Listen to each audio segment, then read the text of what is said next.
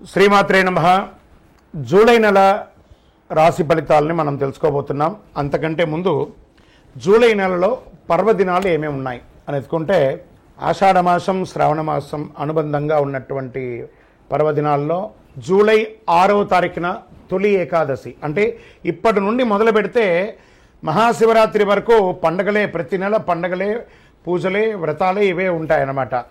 July 6వ తారీఖున తొలి ఏకాదశి, జూలై 10వ తారీఖున గురు పౌర్ణమి, జూలై 14వ తారీఖున సంకష్టహర చతుర్థి, వెంటనే శ్రావణ మాసం కూడా వచ్చేస్తుంది.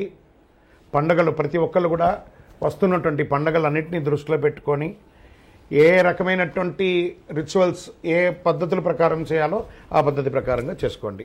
ఈ జ్యోతిష్యం అనేది ప్రతి ఒక్కరికి కూడా నాకు ఈ నెల ఎలా ఉంటుంది, నాకు వ్యాపారం బాగుంటుందా, నాకు ఉద్యోగం బాగుంటుందా, నాకు వివాహం అవుతుందా, నేను రాజకీయాల్లో బాగుంటానా, నాకు సంతానం అవుతుందా, అందరికీ అన్ని రకాలైనటువంటి క్వశ్చన్స్ ఉన్నాయి కదా. వాటికి అన్నిటికీ ఈ నెల గోచార గ్రహస్థితులు ఎలా ఉందో కూడా చెప్తున్నాను. బాగా గుర్తుపెట్టుకోండి. జాతకం పడుతున్న వర్షానికి ఒక గొడుగు మాత్రమే, కానీ జాతకం జీవితం కాదు. ఈ నెల గ్రహస్థితులు: రవి జూలై 16 వరకు మిథునంలో ఉండి తర్వాత కర్కాటకంలోకి ప్రవేశిస్తున్నారు. కుజుడు జూలై 26 వరకు సింహంలో ఉండి తర్వాత కన్యా రాశిలో ప్రవేశిస్తున్నారు. బుధుడు ఈ నెలంతా కర్కాటక రాశిలో ఉంటున్నారు. గురుడు ఈ నెలంతా మిథున రాశిలో ఉంటున్నారు. శుక్రుడు జూలై 24 వరకు వృషభ రాశిలో ఉండి తర్వాత మిథున రాశిలోకి ప్రవేశిస్తారు. శని ఈ నెలంతా మీనరాశి, రాహు ఈ నెలంతా కుంభరాశిలో ఉంటారు, కేతు ఈ నెలంతా సింహరాశిలో ఉంటారు. గోచార గ్రహస్థితులు బట్టి ఈ నెల రాశి ఫలితాలన్నీ ప్రిడిక్ట్ చేయడం జరుగుతుంది.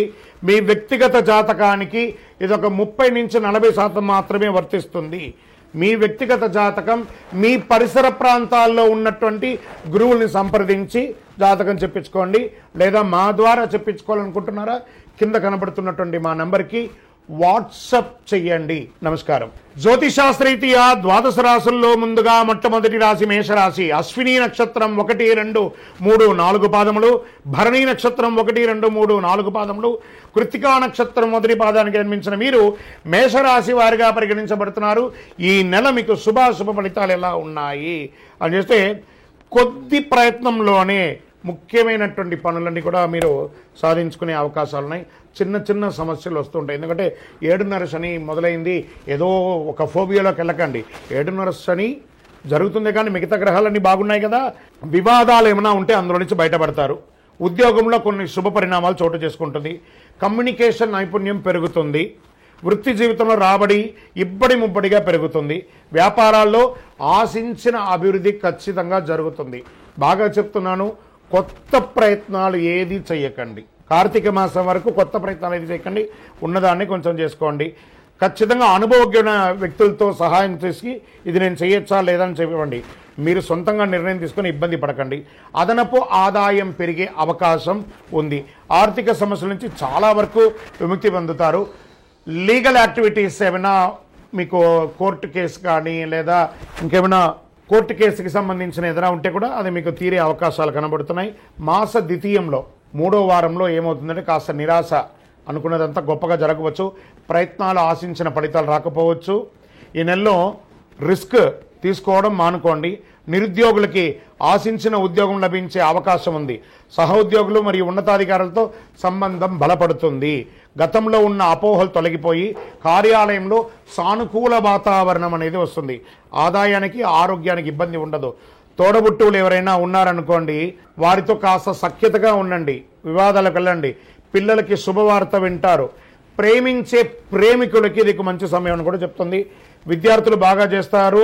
విద్యాదశ నుంచి మీకు క్యాంపస్ సెలక్షన్స్ పొందే అవకాశాలు ఉన్నాయి. విదేశాలకి వెళ్ళాలి అని అనుకున్న వాళ్ళకి ప్రయత్నం చేయండి. షేర్ మార్కెట్ మిశ్రమంగా ఉంది. వ్యవసాయదారులకి అద్భుతంగా ఉందని చెప్పచ్చు. మీడియా రంగం వారికి మిశ్రమం. సాఫ్ట్వేర్ సంబంధించిన వారికి కూడా మిశ్రమంగానే ఉంది. కొంచెం 7.5 కనిపించిన జూలై 14, 2025 తర్వాత పరిస్థితులు నెమ్మదిగా మెరుగుపడతాయని కూడా చెప్పచ్చు. చంద్రాష్టమం జూలై 6, 7, 2025 4 గంటల 1 నిమిషం మధ్యాహ్నం నుండి 9, 7, 2025 3 గంటల 15 నిమిషాల ఉదయం వరకు చంద్రాష్టమం ఉంటుంది. సానుకూలమైనటువంటి రోజులు జూలై 2, 5, 10, 13వ తారీఖున. అదృష్ట సంఖ్యలు ఈ నెల 4 మరియు 9. ఆరాధించాల్సినటువంటి దేవతలు పూజలు ఏమైనా ఉన్నాయనుకుంటే సూర్య భగవానుని ప్రార్థించండి, ఆదిత్య హృదయం పఠించండి, దక్షిణామూర్తికి శివాలయంలో ఉత్తర భాగంలో ఉంటుంది ఆ దక్షిణామూర్తి స్వామి వారిని నమస్కారం చేయండి. శనివారాల్లో శివుని ప్రార్థించి నవగ్రహ ప్రదక్షిణ చేసి శని భగవాన్ని ప్రీతి పొందండి. దేహిమే బుద్ధి వైశిష్ట్యం, దేహిమే నిత్య యవ్వనం, దేహిమే పరమ ఆనందం, దేవదేవ జగత్పతి అని చెప్పండి. పరిహారం ఏమైనా చేయాలనుకుంటే సూర్యుడికి మందారం పువ్వు ఆ సూర్యుడికి చూపించి మీ పటాల దగ్గర పెట్టండి. ఆదిత్య హృదయం బాగా పారాయణం చేయండి. మీ యొక్క ఇంటి ఇలవేల్పును ప్రార్థన చేయండి. ఇంకను సకల దోషాలు తొలగాలంటే అతి శక్తివంతమైనటువంటి కరుంగాలిమాలను ధరించండి. ఈ మధ్య కరుంగాలిమాల చాలా ప్రాముఖ్యమైంది కదా.